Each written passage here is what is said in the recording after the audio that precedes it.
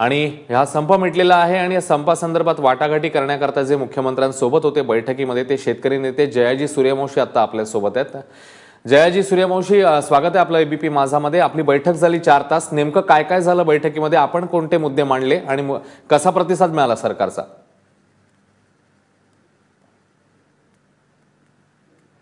खरं तर प्रतिसाद चांगला मिळाला। मागच्या वेळेस आम्ही ज्यावेळेस भेटायला मुख्यमंत्र्यांना आलो होतो त्यावेळेस मुख्यमंत्र्यांनी कुठल्या प्रकारचे कर्जमाफी करणार नाही या प्रकारची भूमिका मांडलेली होती।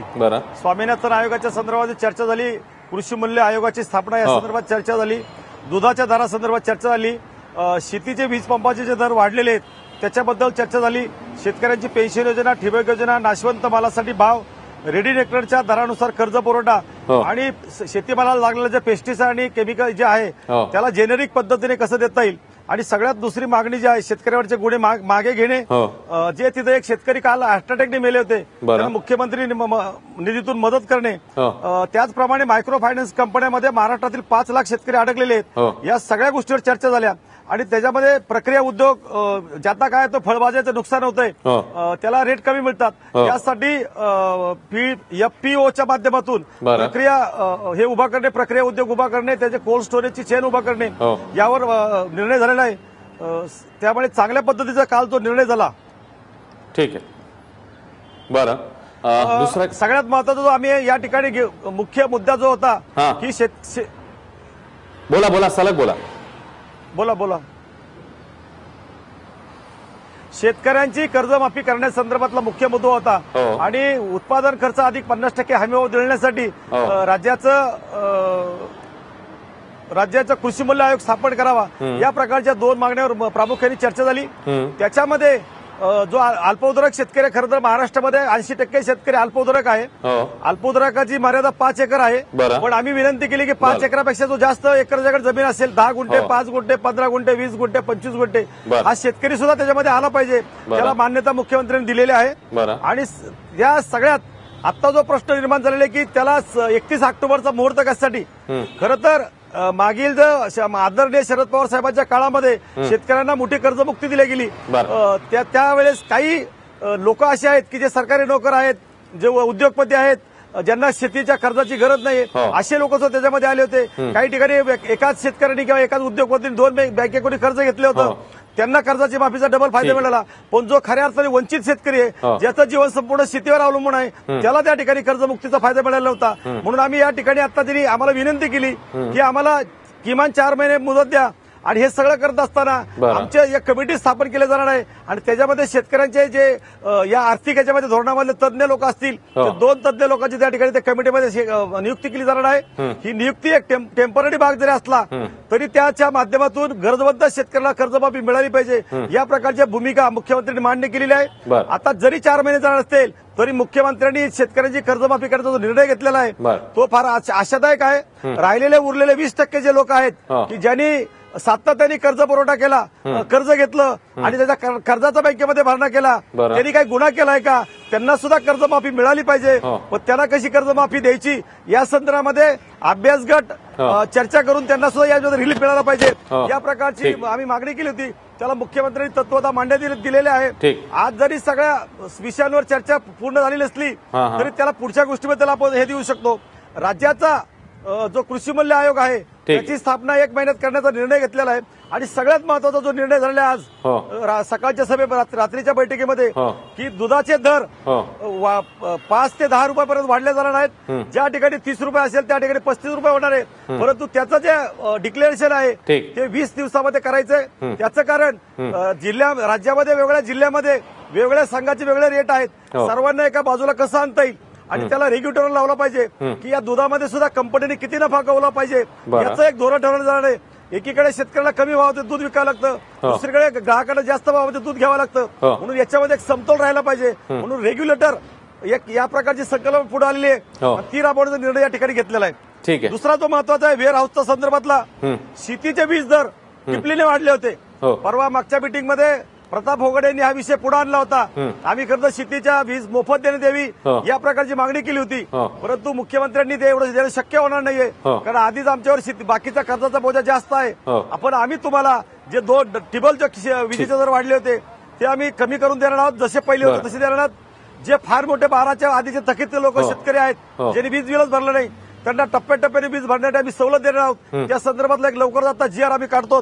या प्रकारची भूमिका त्या ठिकाणी मांडली गेली.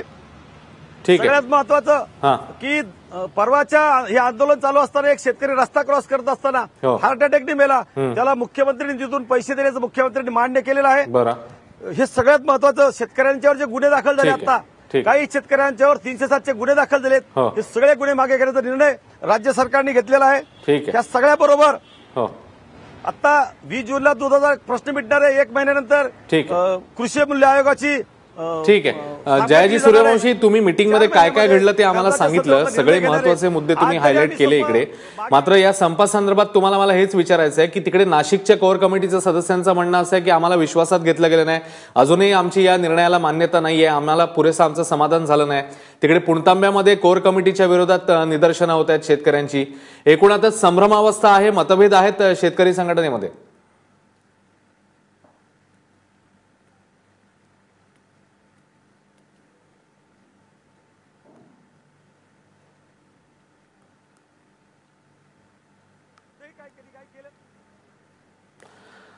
जयाजी, माझा आवाज पोहोचतोय आपल्यापर्यंत?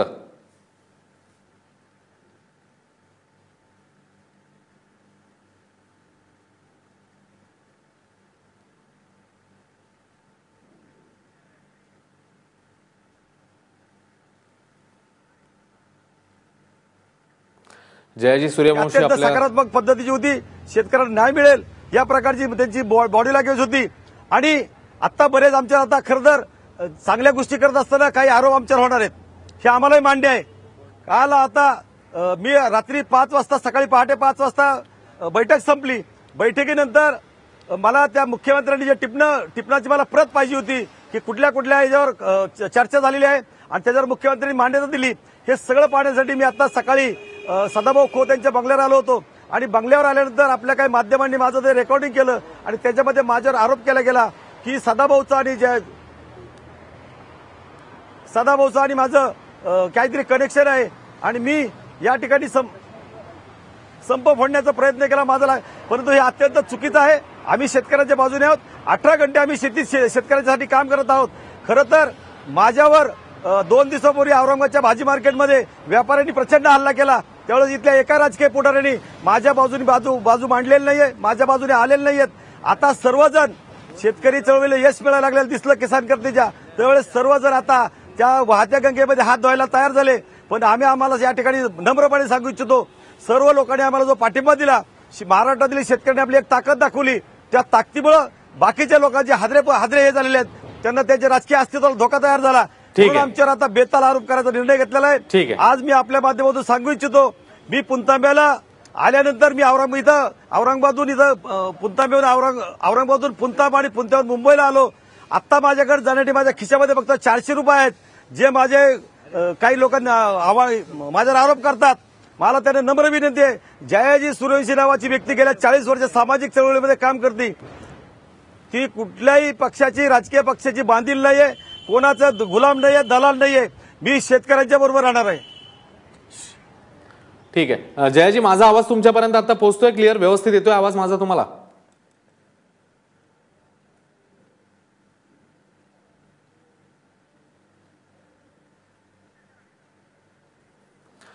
जयाजी, आता तुम्ही सदाभाऊ खोत यांच्या बंगल्यावर गेलात, त्याच्या संदर्भात झालेल्या चर्चा, त्याच्यानंतर बैठकीतले सगळे मुद्दे, हे सगळं सांगितलं. मात्र तिकडे पुणतांब्यामध्ये कोर कमिटी विरोधात झालेली निदर्शनं, तिकडे नाशिकमध्ये असं म्हणणं आहे की आमचं अजून समाधान झालेलं नाहीये, या मागण्या पुरेशा नाहीयेत.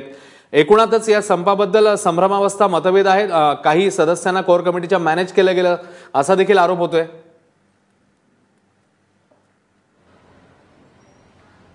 मुळात रात्री मुख्यमंत्र्यांच्यावर आमची जी बैठक झाली, त्या बैठकीमध्ये जे काही मुद्दे नोट आउट केले गेले आणि मुख्यमंत्र्यांचं पत्र मला घ्यायचं होतं आणि मुख्यमंत्र्यांच्या कार्यालयाचं पत्र मिळवण्यासाठी मी आज सकाळी सदाभाऊच्या बंगल्यावर आलो होतो.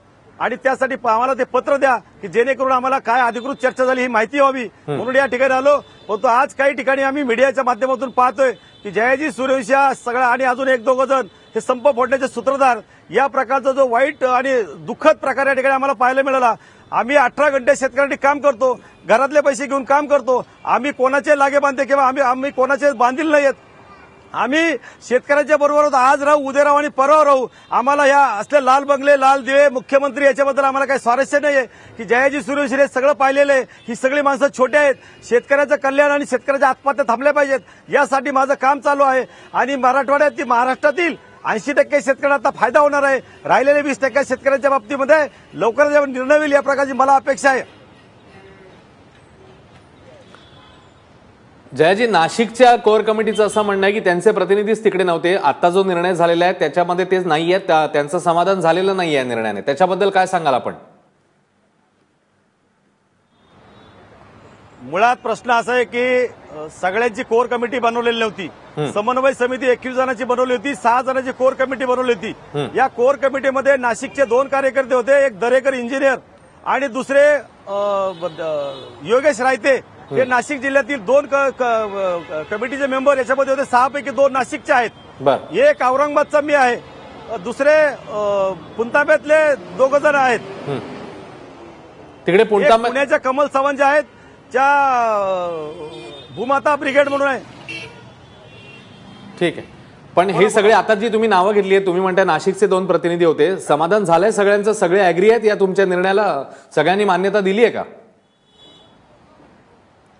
आम्ही माझा एकट्याचा निर्णय नाहीये, जयाजी सूर्यवंशीचा हा निर्णय नाहीये. जी कोर कमिटी त्या ठिकाणी बसलेली होती, कोर कमिटीने एक मोठी निर्णय घेतला. मुख्यमंत्र्यांनी हे सगळं सुचवल्यानंतर आम्ही बाजूच्या रूममध्ये जाऊन बसलो आणि याच्यावर डिस्कस केलं की आपण काय करायचं आणि कामचं काय करायचं. हे निर्णय झाल्यानंतर तो निर्णय आम्ही मान्य केला. कारण आता काय झालंय, महाराष्ट्रामध्ये शेतकऱ्याच्या नावाने लुटालूट चालू झालेली आहे आणि ही अत्यंत खेदजनक घटना आहे की महाराष्ट्रातील शेतकऱ्याच्या नावाने जर लुटालूट त्या ठिकाणी काय करणार असतील तर महाराष्ट्रामधील शेतकरी चळवळ बदनाम होईल. परवाच्या दिवशी मी पुणतांब्याहून रात्री 12 वाजता निघालेला असताना श्रीरामपूर ते नेवासा या रस्त्यावर दरम्यान एका असामाजिक समाजकंटकांनी अख्खी एक ट्रक साखरेची लुटली. आम्ही त्यांना जाब विचारण्याचा प्रयत्न केला, ते सगळे आमच्या अंगावर धावून आले. माझ्याबरोबर कुणी नव्हतं. मी जर त्या ठिकाणी मला थांबलो असतो तर मला जीवन बाहेर जाता आलं नसतं. एवढी वाईट परिस्थिती जर महाराष्ट्रामध्ये होणार असेल तर काही चांगल्या गोष्टी मिळवण्यासाठी 2 पावलं मागं आलं पाहिजे. कारण हे जर अनागोंदी झाली तर त्याचा परिणाम शेतकरी चळवळीला अनेक वर्ष भोगावं लागेल. पण मी महाराष्ट्रातील शेतकऱ्याचे आभार व्यक्त करतो की तुम्ही जी आज महाराष्ट्रामध्ये एकी दाखवली त्याचं फळ तुम्हाला निश्चित मिळाल्यासारखं राहील. आणि मी माझ्या बाबतीमध्ये सांगतो, मी कुठल्याही राजकीय पक्षाचा नेता नाही, बांधील नाही, कोणाचा गुलाब नाही आणि कोणाचा एक पैशाचा राजमदार नाही. ठीक आहे, तुम्ही म्हणताय त्यानुसार सगळ्या विविध ठिकाणचं इकडे प्रतिनिधित्व होतं या सगळ्या कमिटीमध्ये. म्हणजे सध्या आपण असं म्हणू शकतो की राज्यात सगळीकडून हा संप मागे घेण्यात आलाय. कारण अजूनही आपण बघतोय नाशिकमध्ये तिकडे नाराजी आहे, तिकडे पुणतांब्यामध्ये देखील शेतकऱ्यांनी कोर कमिटी विरोधात निदर्शनं केलेली आहेत. त्यांना तुम्ही आता मग कसं मन वळवणार आहात त्यांचं? मुळात प्रश्न असा आहे की आम्ही स्तंभ स्थगित केलेला आहे. आम्ही हा स्तंभ 4 महिन्यासाठी स्थगित करत आहोत. जर आमचा 4 महिन्यामध्ये आमचं समाधान झालं नाही, मुख्यमंत्र्यांनी आम्ही स्पष्ट सांगितलं की जर आमचा 4 महिन्यामध्ये आमचा निर्णय झाला नाही आणि शेतकऱ्यांचा 7-12 कोरा झाला नाही तर 4 महिन्यानंतर आम्ही पुन्हा एकदा संपाला या ठिकाणी वारवली देऊ.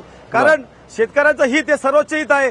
शेतकरी हा देशाचा कणा आहे. शेतकऱ्यांच्या आत्महत्या थांबल्याच पाहिजेत या प्रकारच्या भूमिकेवर आम्ही ठाम आहोत. आता माझी विनंती आहे शेतकऱ्यांना की आपण काही सामाजिक संघटना, असामाजिक संघटना किंवा बाकीचे काही घुसलेले पक्ष की ज्यांना या राज्यामध्ये अराजकता मानवायची, आमच्या खांद्यावर बंदूक ठेवून वेगवेगळ्या ठिकाणी गोळ्या मारायच्या आहेत, त्यासाठी तुमच्या खांद्याचा वापर करू देऊ नका. माझी नम्र विनंती आहे की या कालच्या मीटिंगमधून निश्चितपणे महाराष्ट्रातील शेतकऱ्याला रिलीफ मिळेल. एक अगदी शेवटचा 1-2 प्रश्न विचारतो. काल मुख्यमंत्र्यांनी तुमच्या कानामध्ये काहीतरी सांगितलं, त्याची देखील कुजबूज सगळीकडे सुरू झाली. काय म्हणाले नेमकं मुख्यमंत्री तुम्हाला? समोर माईक होता. समोर माईक असल्यानंतर मला मुख्यमंत्री म्हणले तुम्ही कशाने आले आणि जाणार कसे? तर मी त्यांना म्हटलं मी कशाने आलेलो नाहीये, मला जाण्याचं तर मी पाहिलं कसं जायचं ते, एवढा शब्द वापरला आणि कॅमेऱ्याने आपले ते तेवढं दृश्य चित्रित केलं. मला माझा आणि मुख्यमंत्र्यांचा काही संबंध नाही. मी कधी मुख्यमंत्री कार्यालयात गेलो नाही, कधी या मंत्रालयामध्ये मी कुठल्या मंत्र्याला माझं मंत्र्याचं कधी भाषण नाही. सदाभाऊ खोत हे माझे मित्र आहेत, कारण अनेक वर्ष आम्ही शरद जोशीच्या चळवळीत काम केलेलं आहे, त्यामुळे आम्ही सहकार्य आहोत. ते जरी आज वेगळ्या कारणाने तिथं असले तरी त्यांच्या छातीवर शेतकरी संघटनेचा बिल्ला आहे आणि तो बिल्ला आमच्या दृष्टीने त्यांची भूमिका काय आहे ही आमच्या दृष्टीने महत्वाची नाही, पण त्यांच्या माध्यमातून जर शेतकऱ्याचं भलं होणार असेल तर आम्ही त्यांच्या सहकार्य निश्चित घेऊ. ठीक. पुणतांब्यातला मी पुन्हा एकदा तुम्हाला विचारीन, तुम्ही मगाशी म्हणालात की हा संप तुम्ही स्थगित केलेला आहे, मात्र पुणतांब्यामध्ये देखील 2 गट पडल्याचं चित्र बघायला मिळते. तिकडे देखील निदर्शनं होत आहेत कोर कमिटी विरोधात. मुळात आता मी या ठिकाणी आपल्या माहितीसाठी सांगतो, हो, पुणतांब्यामध्ये स्थानिक राजकारण जे आहे त्या स्थानिक राजकारणाने जोर घेतलेला आहे. बरं. त्या ठिकाणी पुणतांब्यामध्ये राधाकृष्ण विखे पाटलाचा जो एक गट आहे बरं. त्या गटानं आजपर्यंत आमच्या बरोबर नव्हते. आज जे कॅमेरा समोर दिसत आहेत ते कालपर्यंत त्यांनी आमच्यावर आंदोलनाला काय आमच्या आंदोलनात आले नाही, त्या ठिकाणी उपस्थित राहिले नाहीत. पण आज त्यांना याचा लाभ उठवायचा आहे म्हणून त्यांनी त्याकडे विरोध व्यक्त केलेला आहे. खरं तर जर तुम्हाला त्याची जाणीव असती तर पुणतांब्यामध्ये गेल्या अनेक दिवसापासून चळवळ सुरू झाली, त्या चळवळीमध्ये येऊन बसले असते, त्यांनी पाठिंबा दिला असता. पण त्यांनी याचा संपूर्ण राजकारण केलं आणि या राजकारणाचा परिणाम आहे. माझी कृपा विनंती आहे, या राजकारणाबाई शेतकऱ्यांचा बळी देऊ नका, शेतकऱ्यांना न्याय मिळू द्या. काही कामासाठी 2 पावलं मागे आलं तरी चालतील, परंतु आपण शेवटपर्यंत सकाळी हक्क मिळवून देऊ एवढं निश्चितपणे. बर, एक शेवटचा प्रश्न विचारतो. आता तुम्ही जसं म्हणालात 4 महिन्यांसाठी आम्ही हा संप स्थगित ठेवलेला आहे, आम्ही तो पूर्णपणे मागे घेतलेला नाहीये. आता तुम्हाला जी आश्वासनं मिळाली आहेत त्याचा फॉलोअप ठेवण्याच्या दृष्टीने, त्याचा पाठपुरावा करण्याच्या दृष्टीने इथून पुढे तुमची नेमकी कशा प्रकारे पावलं असणार आहेत? इथून पुढची पहिली स्टेप काय असेल तुमची? आता आमची 6 लोकांची कमिटी काम करणार आहे. बरं. कर्जमुक्तीसाठी वेगळी 2 लोकांची कमिटी आहे. बरं. शेतकऱ्यांच्यावर जे गुन्हे दाखल झाले त्यासाठी 2 लोकांची कमिटी आहे. बाकीचे जे आहे त्याच्या अजून 2 लोकांची कमिटी आहे. अशी 6 लोक या कमिटीमध्ये वेगळ्या ठिकाणी काम करणार आहेत आणि याच्यावर आम्ही शेतकऱ्यांना कसा न्याय मिळेल. दुधासाठी संगमनेरचे माजी जे मंत्री आहेत थोरात साहेब, त्यांचे सहकारी, त्यांचं नाव आहे सतीश कानवडे, हे दुधाच्या दराच्या संदर्भामध्ये ते त्यांच्या कमिटीवर बसून ते काम करणार का ते दूध महासंघाचं काम पाहतात. माझ्याबरोबर आता जे सांगतात की हे शेतकरी संघटनेचा सीमा नरवडे शेतकरी संघटनेचे नेते आहेत, सर्जेराव जाधव हे राष्ट्रवादीचे कार्यकर्ते आहेत, सतीश कानवडे काँग्रेसचे कार्यकर्ते आहेत, कमल सावंत भूमाता संघटनेचे नेते आहेत. हे सर्व वेगवेगळ्या प्रकारचे लोक आमच्या बरोबर होते आणि त्यांनी सर्वांनी हा सामुदायिक निर्णय घेतलेला आहे. जयाजी सूर्यवंशी याच्यामध्ये एकटा नाहीये, हा सामुदायिक निर्णय आहे.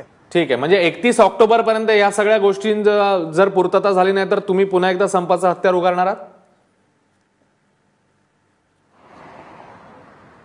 निश्चितपणे नुसता महाराष्ट्रात नाही तर हा संप देशामध्ये आम्हाला न्यायचा आहे. देशामधील शेतकऱ्यांची कर्जमुक्ती झाली पाहिजे, यासाठी पुढील काळामध्ये किसान क्रांती देशातील सर्व भागामध्ये आंदोलन करणार आहे.